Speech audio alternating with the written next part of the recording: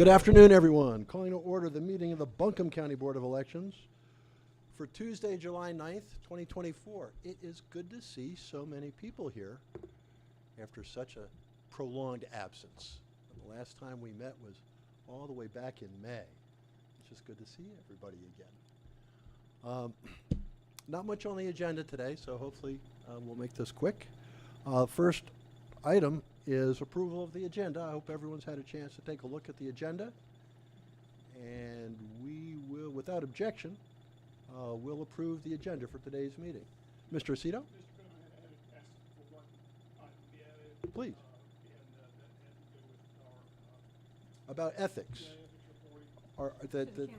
The requirements of county board members to comply with the county's ethics program. Yeah, that's the only thing that I would ask. And I think that we can shoehorn that into office updates if that's okay with you, Director Duncan. Yes.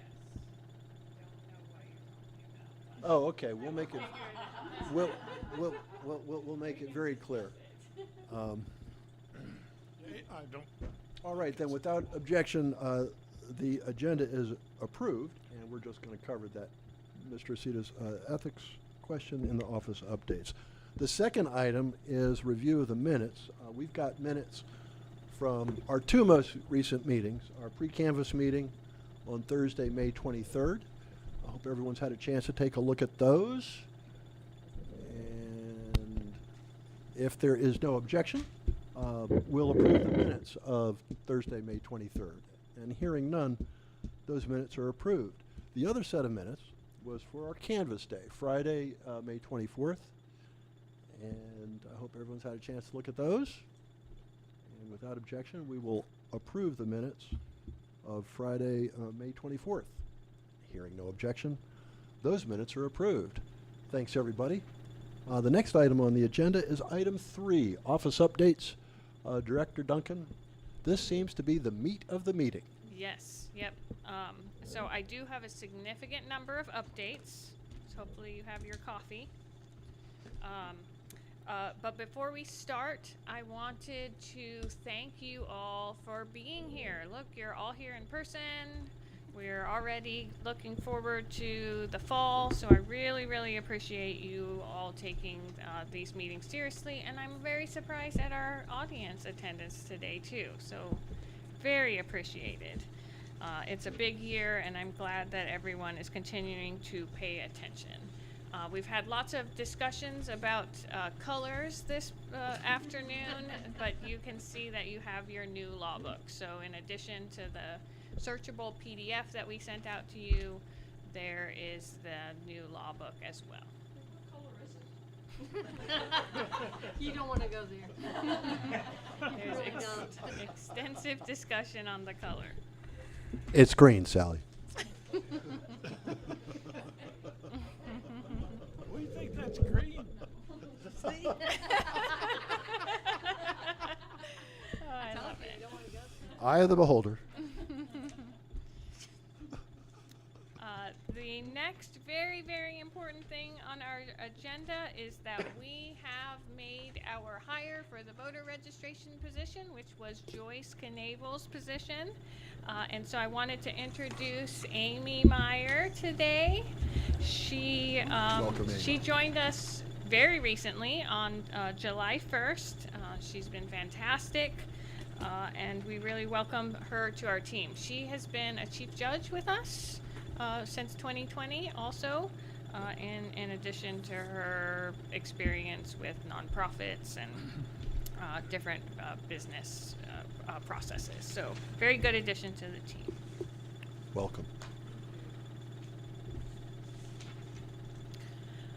Next up is the assistant county manager structure for the county has changed. So we had 2 assistant county managers, DK and Sybil. DK was our oversaw elections in addition to other departments.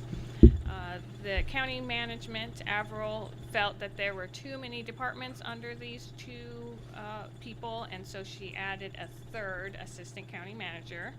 and that is Tim Love. We are in his portfolio along with sustainability, strategic partnerships, which is grants, air quality, general services, so they're the facilities people, parks and rec, and libraries. So they cut down the number of visitors? Yeah, yes. I think that you can see that that was a valid change.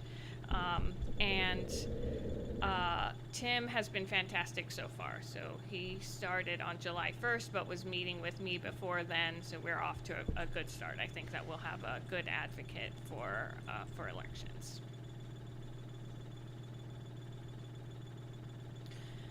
Yesterday we had our District 1 meeting, so that is the NCADE, North Carolina Directors Association for elections, and District 1 is the Western counties, and we met, and there was 4 things that I thought that you might be interested in from that meeting.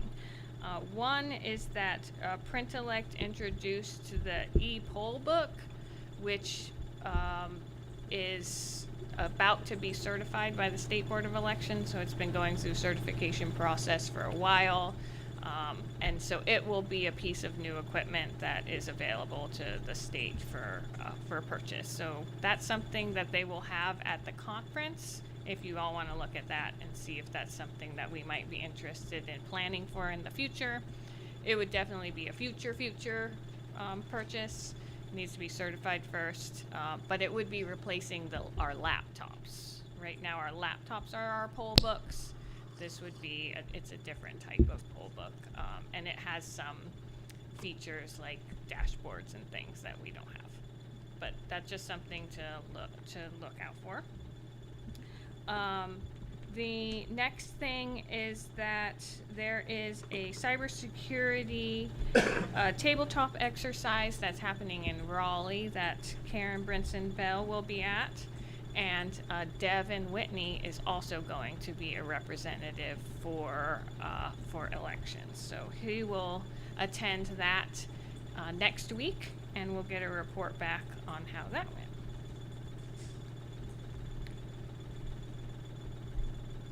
And then Senate Bill 88 is a bill that has some election stuff in it. And the thing that I think we need to be watching is the signature verification pilot program. And that right now, Henderson and Cherokee counties in our district are doing the pilot. So they did a pilot for the primary and the second primary, I believe. And they're... I don't think it was in place yet. I think Board members said it wasn't in place yet. just the pilot, correct? No, the pilot was delayed because they were looking for the appropriate software, and they finally come up with the appropriate software, so now they're going to begin it. Yes, yep. So they did the pilot for the primary and I think the second primary, and they're getting ready for the general because of Senate Bill 88. That added the general to that because of the delay. Mm-hmm. So they're going through that process, and they're sharing all of that with us. There's nothing in the bill that says who's going to pay for it if it goes forward, but it's nice to have some counties close to us that are doing it, so we can see how that all works out. Do we have any idea what that entails? And So the general process for the vendor that they did find is that the signatures from the registration database are uploaded into a database for cross-reference. okay, This is for absentee by mail ballots. So we would scan them through a machine. Mm-hmm. They would clip the signature and compare to whatever's in the database. If it doesn't match, then this is where it starts to get fuzzy of how the procedures would actually go through and why we need a pilot program. Mm-hmm. If those don't match, then it would go through a series of things directed through via a numbered memo, and the board would make decisions on those that don't match. So far, One issue that needs to be addressed is that anything that comes through DMV is a signature on a pad, and yeah. so those are getting kicked out a lot. Yeah. So they'll have to figure out how to deal with those issues. But that's why we do pilots.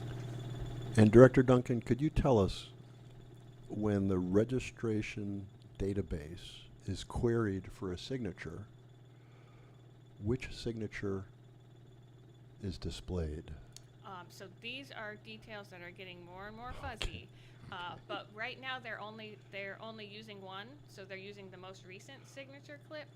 But the idea is that they would take all of the signatures that are on the file and do a comparison that way. Okay, but I'm grateful that the default would be using the most recent signature that had been captured in a transaction. So, good, thank you. Well, my understanding But is the- they're using a program that's been used by banks. I for a believe very- so. You know, Yes. for a long time. Yes, it's not new technology. That's good.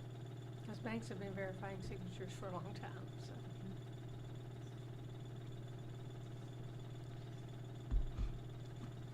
All right, and then the last thing that the district meeting reminded me of, because we are doing it through the district, is if there are questions that we have for the state board, I am happy to compile those and submit them to the state board before the conference, and then maybe we can have some of those answered there. So these types of questions about the pilot are good ones. And if there are other ones, we can absolutely have those ahead of time, and then they'll be more prepared to answer them for us. Okay, you want to give us a deadline for getting questions into you? A deadline's a great idea.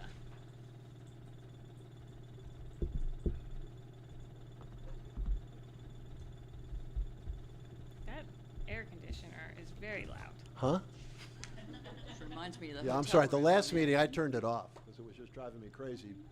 But it is, no, it's 90 degrees outside.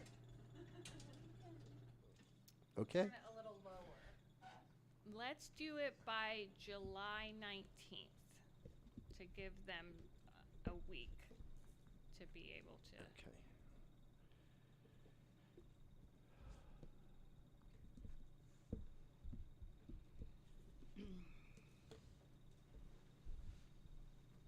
Great.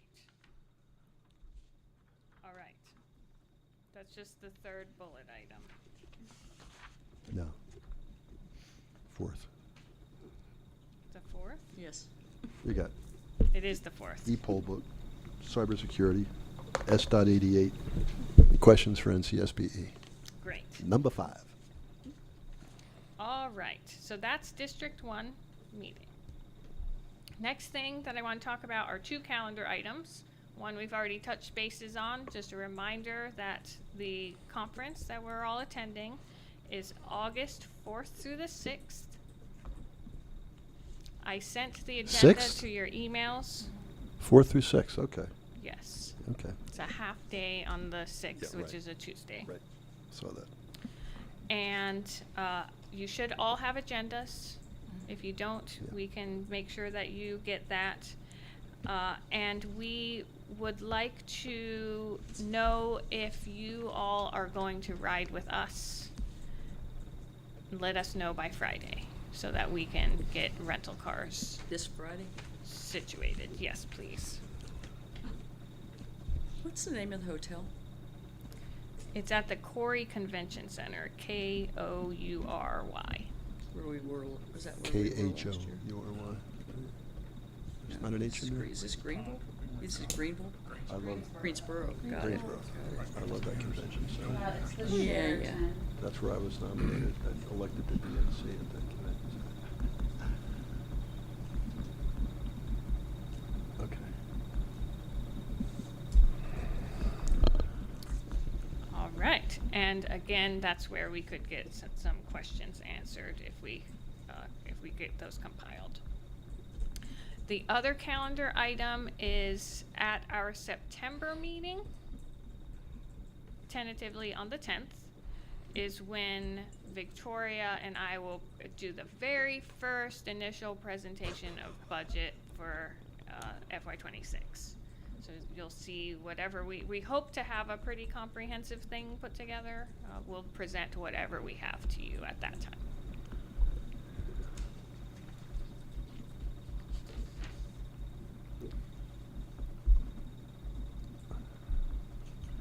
All right, now some things that are happening now. Number one is filing. So the soil and water filing is complete. That ended last Friday, and the municipal filing began. So we had 2 people file for soil and water, and municipal we have at least a dozen already by now.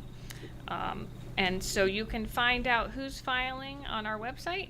We at the end of the day we upload all of the filers for the day, and then all the dates for the filing periods are on our website also. The filing period for the munis ends on July 19th, and the school board starts that same day. The school board. So that's the next thing I want to talk about. A law earlier, late last year actually, was passed that created voting districts for Buncombe County schools. That did not change the attendance districts, but it made new voting districts, and it changed the structure. So we used to vote on at-large and all of the districts, so every person in a county school district would vote on all of the districts. Now it's one at-large and then the district that you're in. So you just vote on one district. It does mean that the voting districts are different from the attendance districts, so we want to make sure that people don't get confused on that. And we have sent out new registration cards because of the district change. So we sent out 152,000 of those this week. I believe I sent you all information on that in case you get questions. If you don't have that information, let me know. But there's a press release out on that to help you answer any questions. There was a correction on that one, do you know what? The correction was that I gave the wrong filing dates for the school board. Oh. So I gave July 5th as the start, July 19th is the start.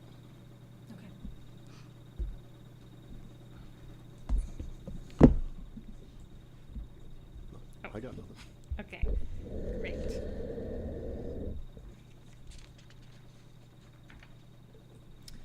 All right, outreach. So we are doing a lot of outreach. We have had 2 very successful poll worker info sessions. I'm very happy about those. So we had 50 people in here listening to the poll worker info sessions and had poll workers sign up. So that's very successful. We did the one, we thought, oh, maybe we'll do 2, but we're gonna do 3. So we're very happy with the success of that. We've got some presentations, general elections presentations in Shiloh and Maple Crest. We're doing the Trusted Elections Tour on August 20th. And the Madison County Director is also going to join for that one.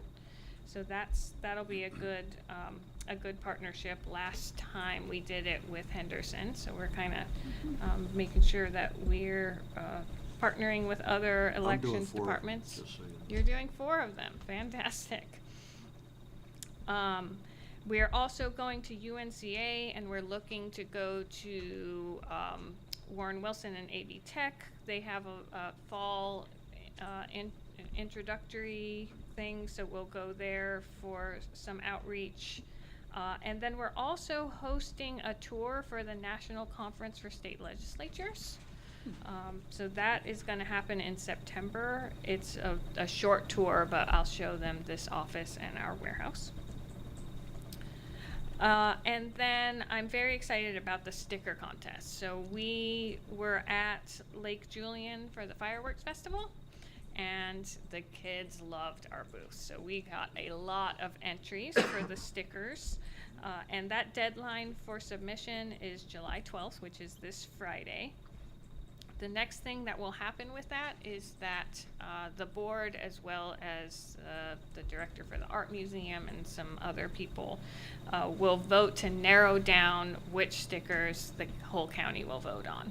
So we'll be sending a link to you through your email to narrow down those candidates. Oh, thank you. We didn't get a vote last time. We didn't have as many submissions last time. We have the nice problem of having to narrow submissions this Great.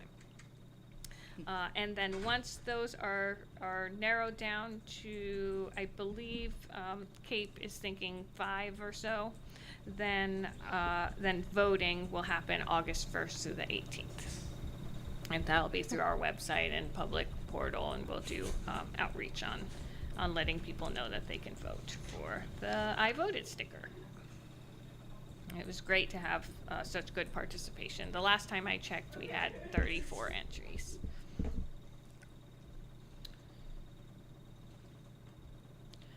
We are also beginning to hire our in-house staff, so we're starting to get resumes through Spherion and just direct contacts as well, doing interviews. So we're getting started on that process, which is a big one. We're going to hire about 40 people to work in the office. So if you have people who you think would be a good fit, send them to Karen, and she'll go through and see if the commitment works. All right, so I am down to my last, well, let's talk about the ethics policy thing first, so that I don't forget it. Okay. I guess what got me started on this is two things. One is getting emails from the HR contractor that they want a disclosure statement, and which I haven't done. Good. And I wanted to get on the same page with the rest of you on that, as to what you think. The second is that I like to follow the example of the state board.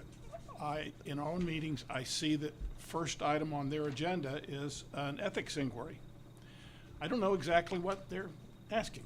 So in looking at the law very quickly, there is a state ethics commission. The state ethics commission receives a statement of economic interest from boards and board members.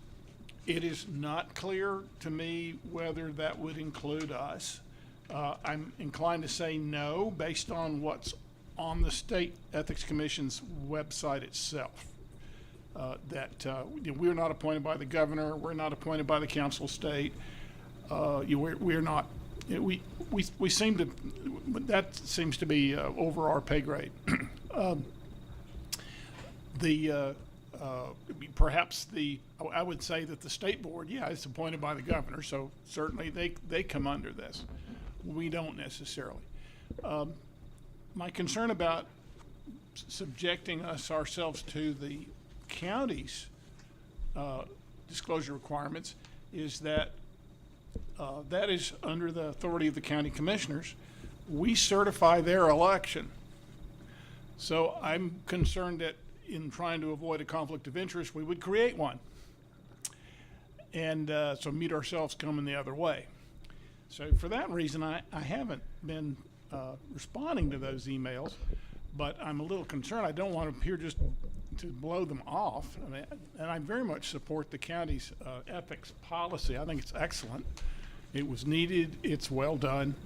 And I'm just concerned about creating fixing something that ain't broke, creating a problem, an ethics problem when by trying to solve an ethics problem. So what do you think? Is this something we should inquire to the state board about?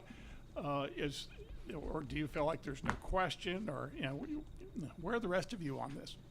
What's the statute? Well, the State Ethics Commission statute is in 138A, which is the State Government Ethics Act. And you want to look at at the long list of people who are subject to it, it's in 138, capital A, 138A-3, and it includes a sub little I is all voting members of boards, including ex officio members, serving by executive, legislative, or judicial branch appointment. But then I look at their website and I see the statement under covered boards. It says boards created by statute or executive order, whose membership is appointed in part by the governor, general assembly, council of state, or judiciary. And we don't fall under any of those categories. But we might if the new law goes into effect. I was looking, I didn't see a change in here. I'm not aware of what that law is going to do, but all of which is to say, I just want us to be in our record as far as our minutes are concerned, that we acknowledge that the county is poking in our cage about this through their contractor, and I don't want to appear to disregard it, but at the same time, just if we give it some consideration. I don't know if we need a resolution or opinion from the state board. What do you think? Question, has anyone else on this board received an email such as Mr. Aceto has received from Human Resources? Ignored it. Right. From HR, We generally. we are not subject to the county's ethics policy. I am appointed by the governor, and I have never received a request to file any financial disclosure documents at all. I have been a member of this board since 2018, and I have never received a query from either the state or the county with respect to my financial holdings. And as one who spent his career in public service and filed numerous financial disclosure reports back in the day, I know what they are, I know what they're for, and there's nothing to suggest at this point that any of the five of us are subject to those in Buncombe County. And as you noted, with respect to the state, the legislature, council of state did not appoint this board.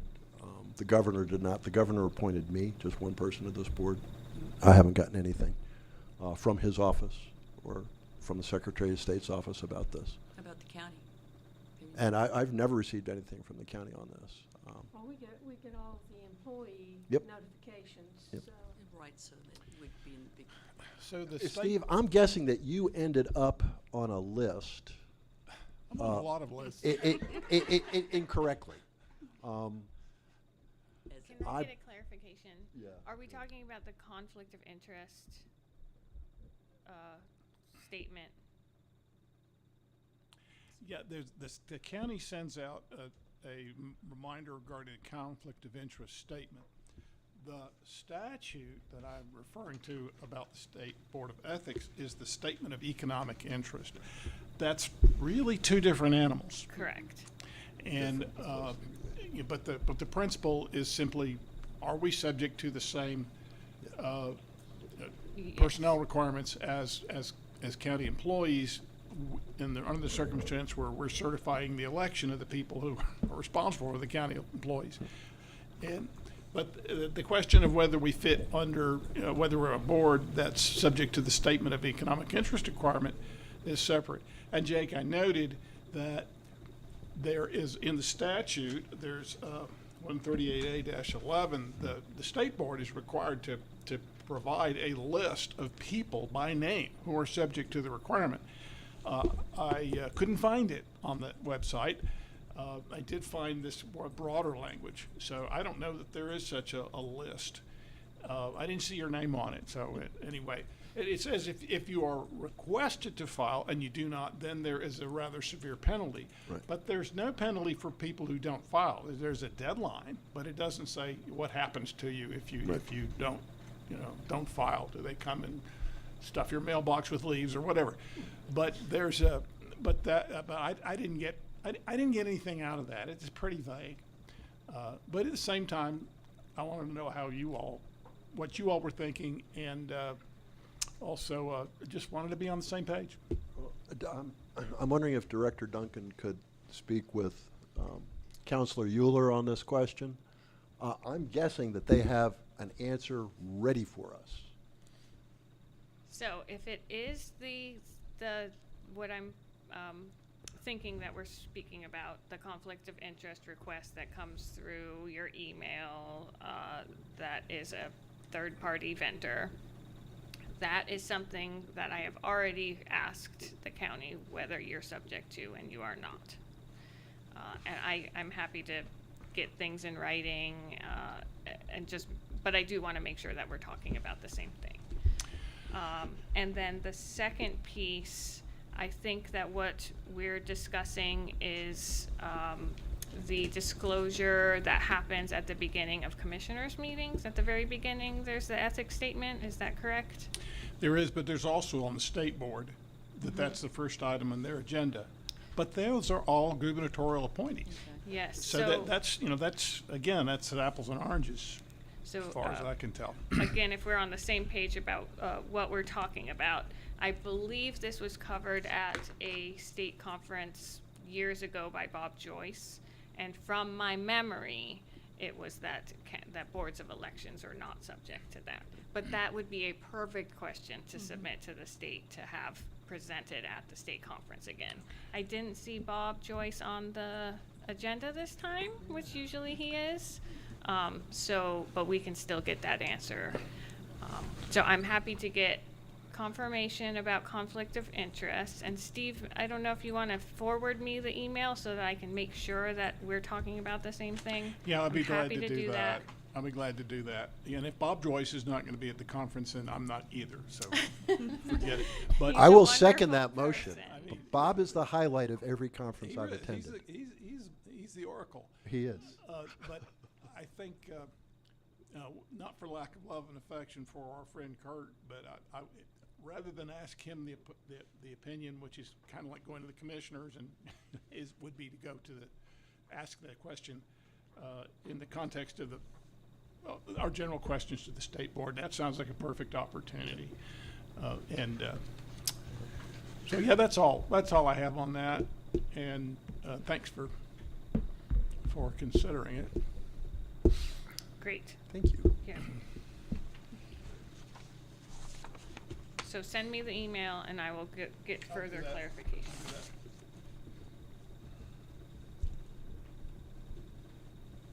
Great. All right, so then we will end on some awareness things. That- Uh-oh. Yeah, that could have some discussion, but we're working on all of this.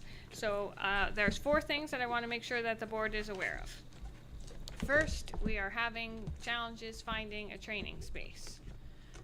We did not put money in the budget for a training space because last year when we were doing the budget, AB Tech committed to giving us a space. There was miscommunication about that in the spring. We do have a space, but it is not a good space. So we do have that space reserved in case we have to go there. But it's just not big enough. Where is that? That's at the AB Tech main campus. I mean. Oh, the- which room? I don't know. No, I mean the training space you're not happy with, that's at AB Tech? Yes, yes. We are looking at all sorts of options, and county management is aware of this, and they're working to help us out. One option that I am hoping for is the North Star School that just closed. We're talking actually tomorrow with them about whether we can secure that location. I would like that location. But there are some other options, so we're working on it. Makes me nervous. We're getting close. Usually we have something secured by now. Training begins when? Training begins September 16th. Is it the same place at AB Tech that you had the last training? Is that those two rooms? It's a room. It's similar. but they're under renovation right now, so we can't really see what they're going to end up as. But there's a lot of, we're not allowed to move furniture. There's risers in one of the rooms. It would be much better to have something What about different. the East Asheville Library we've used before? East Asheville Library, we are voting, early voting there. Oh, okay. We're already using it for a different purpose. Yeah, these are great ideas, though. It was a nice room. Yeah, it's a beautiful room. UNC, we've reached out to UNCA. We're working with someone heard in back from them? HHS. They said no. UNCA said no? Yes. It's a long period of time. It's September 16th through November 2nd, every single day, evenings, weekends. So it's a big, it's a big ask. Through November what? 2nd. 2nd.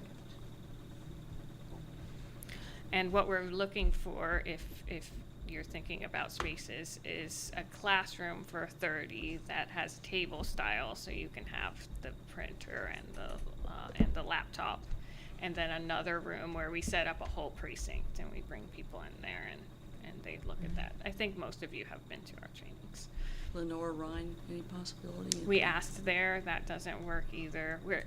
For this long of a period, for Schools, venues yeah. that have spaces, they've got things booked. Yeah. We're late in the game, so we're looking at other alternatives, and I think that it's more on the radar than normal for the future. That this is a problem that we need to fix. Poll worker training for elections is statutory. This is required, so we have to provide a space for it. What about building on near us on Cox, where the health services are? We used to run there once. HHS. Yeah. Yes, that is also a wonderful spot. I requested that early this year and was turned down. I asked DK to do it again earlier, a few months ago, and I guess they're moving, and so they're using that space in that time. But that's a great question. That's a wonderful spot for us It's just because, places I've been for training Right. and before. it's right across from the warehouse. It's Yeah. really useful for It's us. handy. Mm-hmm. Gotta be something. There has to be something, yes. We have 800 poll workers, so it's a long period of time. A lot of people, parking needs. We need power for all of this stuff. So we will find a spot, but I wanted all of you to be aware that that we're having more trouble than usual. We always do run into this. We might hold the biggest training that there is in the county. Any questions about that before I move on to the next thing? Yes, just a statement. Yep. It's kind of catty. When they move us out of this building, maybe we can find a building that has our own space. That's my next bullet point. Okay. Okay, so the move plans have firmed up. The idea that the county has decided on and is moving forward with, they're going to in fact start construction soon, is to take 35 Woodfin and make it a one-stop shop. So they will be, almost all forward-facing departments will be in 35 Woodfin, and including us. So we have seen blueprints of where we will be in that building. We have a spot on the second floor, we have lobby space, and we have space in the basement. There's a lot of sharing that is happening, so there's a philosophy of consolidation from upper management. There is some, we are not one of these departments. We're an in-person department, but there are a lot of departments that are hybrid and have remote work and are underutilizing their spaces. So we're trying to consolidate into county buildings that we have.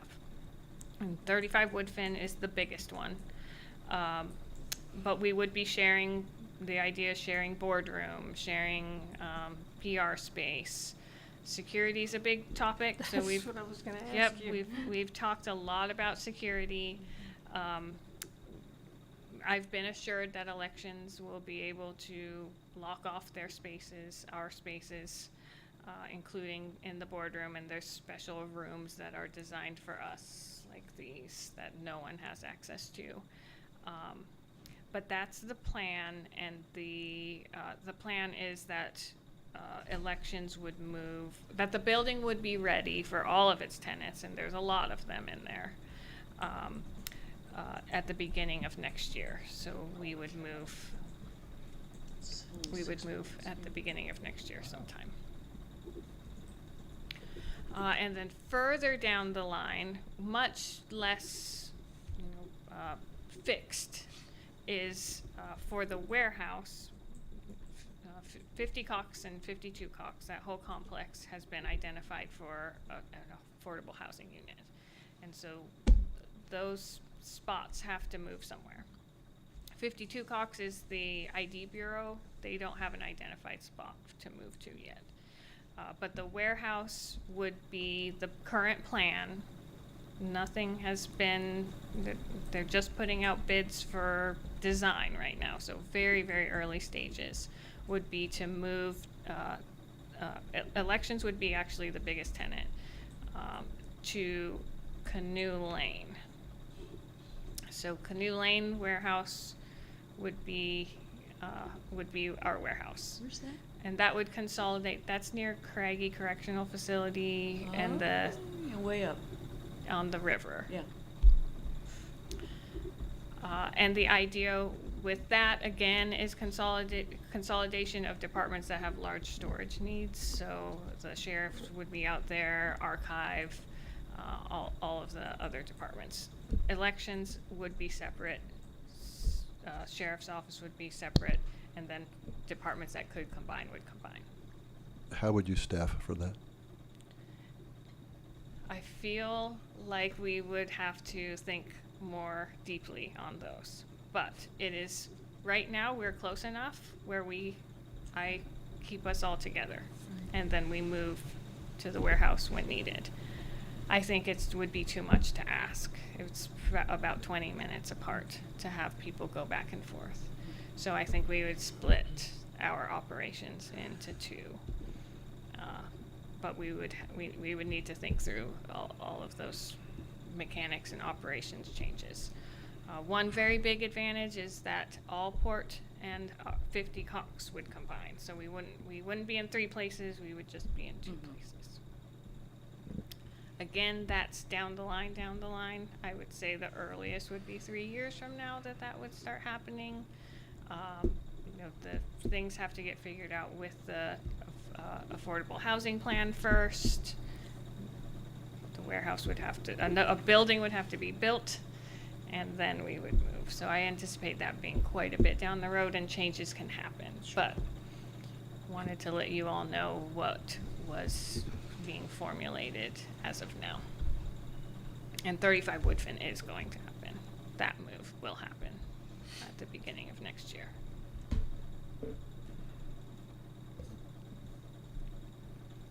So we're moving again. Any questions before I move on to the next topic? What's the total of locations now? Since I'm when? Just counting in my head. Yeah, we were actually at 35 Woodfin, so we were kind of coming full circle. Yeah, I so wasn't far. here then, yes. So I think we were at 189 College. Yep. Okay. Yep. And then 35 Woodfin. Yep. And then 77. 77 McDowell. Then here. 6 months at the warehouse. And then here. Back to Woodfin. Back to So what Wood- does election night look like in that These- configuration? These are all things that we would need to figure out. There are definitely options. We would need to think deeply about it. We can keep operations the same and have election night returns at the warehouse, which makes a lot of sense because there's a lot of materials. We could change what we bring back and have that happen at 35 Woodfin as well. I, again, wasn't here, but what we did at 35 Woodfin was have TEG trailers, and we would load those at 35 Woodfin. but that would mean that results and ballots are coming back to the same place. You know, there's positives and negatives Which one to is all of the 35 plans. Woodfin? I'm sorry. That's the, where Family Justice Services is by 200 It was a College. health Yeah, it's over department by for a long time. Baptist Church. Yeah, we Okay, were- and that was we registered were there deeds, for a and while. it's been a lot of Yeah. things. Yeah, I remember that. Yeah, Yeah, the big L-shaped building. So Yeah, I know what the you're talking public about. parking would be the parking lot, so there would still be surface parking. Employees would park in the garage. is Canoe Lane the building, that, I think there's a couple of buildings out that way. It's already a county facility, right? It's a, AB Tech and EMS training facility. Yeah. This would be an entirely new building. We had What's a, gonna be here? well, never mind. That's a great question. I have asked that question, and there is some other purpose, but it's not been clarified what that is, what this building is. Who has input? That is a upper management decision, so the final decision is Avril. General Services implements the design. Input has been taken, data has been taken from departments to make the configuration that they came up with. We'll have more space than we did the first time around at 35 Woodfin? Not a chance. At 35 Woodfin, they are saying we have more space than we do here. However, some of that is shared space. So our staff meeting room would be shared. Our boardroom would be shared. Even the lobby space is. You'll have to hire somebody just to keep up with the calendar for the shared spaces. I do think that is going to be a challenge. Yeah. And so back to our original conversation about a place for training, the chances Yes. of getting a space over there No. that we could do for 6 weeks is probably slim to none. Yeah, not at 35. There are thoughts of making a county training facility at Canoe Lane, Okay. which would be a big training Yeah. facility. Okay. Is that idea? There's also other building plans, which is also why I feel like things really are not anywhere near etched in stone. But another big project that the county is that there's talk about is an emergency operations center, which also could combine a training center.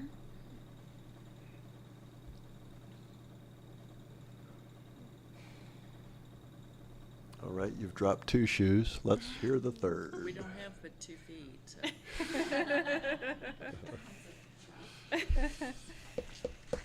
All right. Third, voting location changes.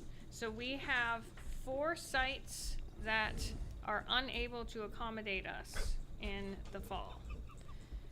14.2, the West Asheville Recreation Center with the library is converting to APD offices.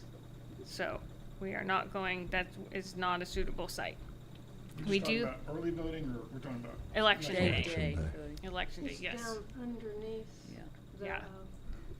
Early voting would make me very upset at this point. Early voting's good. So election day, we have identified Martin Nesbitt Discovery Academy for possible replacement there. That is a really nice spot. It's across the highway, across Pisgah Highway, so It's actually closer to the actual precinct. it's isn't it? in precinct. Okay. Yep, so it's in precinct, which is great, but it is in a significantly different location, but it's a great room, good parking.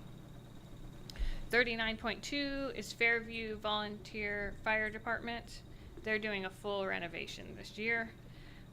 So we're looking at Spring Mountain Community Center for that. 70.1 is Woodfin Community Center, also renovating, and we're looking at Woodfin Elementary for that. And we're speaking with Joe Huff right now, who's You said it's Woodfin very Community Center? yes, who's been very accommodating. So I'm confident we can work out something there. And then 59.1, that's the Weaverville, Reems Creek area, Firstborn Church. They sent us a letter and asked not to be a polling location, and so we're looking at the Beach Community Center. And that's a county-owned facility, so I really think that we will get that one. That is on the opposite side of the precinct, so we had it on the western side, it'd be moving to the eastern side of the precinct, but still in precinct. And that's a very nice room, good parking. It's a nice room. We are gonna try to firm these things up, hopefully bring them to you if possible in the August meeting.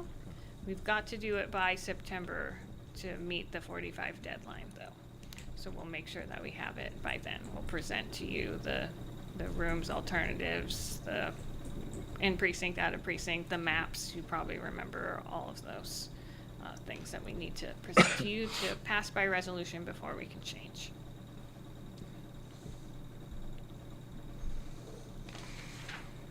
Last bullet point.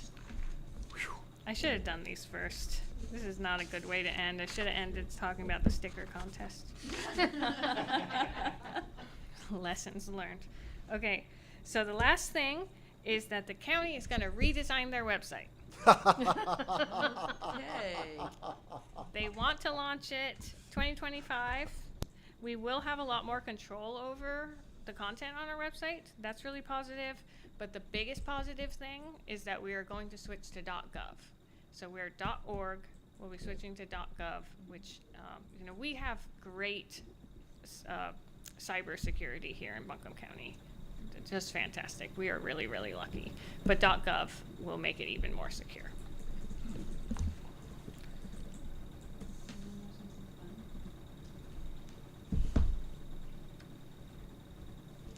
Just now. At 4:16.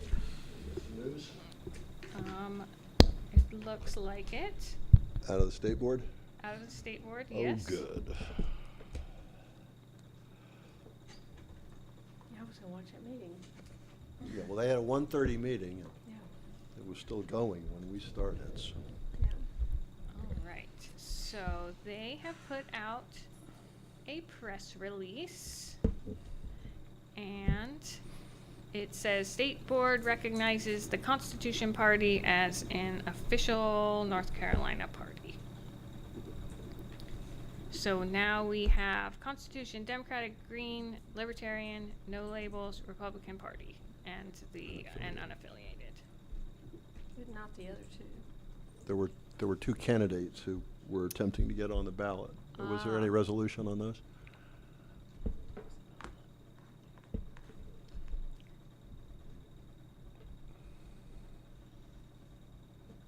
The Constitution Party of North Carolina will also have candidates on ballots in November, which it chooses during 2024 nominating convention. They include Walter Vinnie Smith for governor and Wayne Jones for lieutenant governor. A letter to the state board indicated that the party would have additional candidates, but that the party did not want to disclose their names until it was recognized.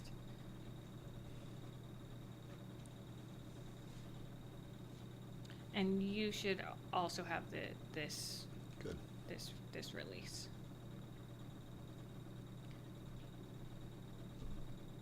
This feels weird reading this during a meeting.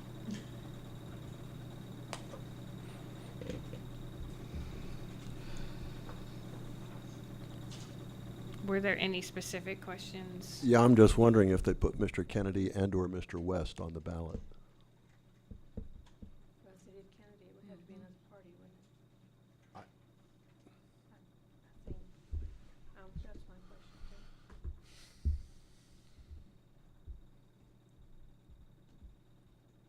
The board plans to meet again soon to decide whether to recognize the We the People and Justice for All. So that they didn't decide. They didn't Okay. decide. Thank you. Thank you. And I think that you get all of these press releases, but I will forward it to Yeah, you. probably do. We do. Yeah, I get them on my county email.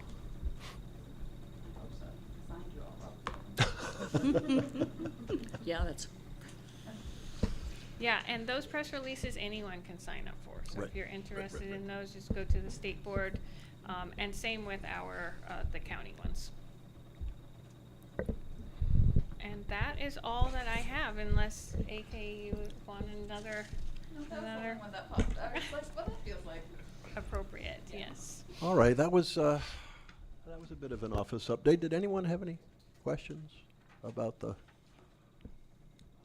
assorted facts that we learned today, or plans that we've been informed about?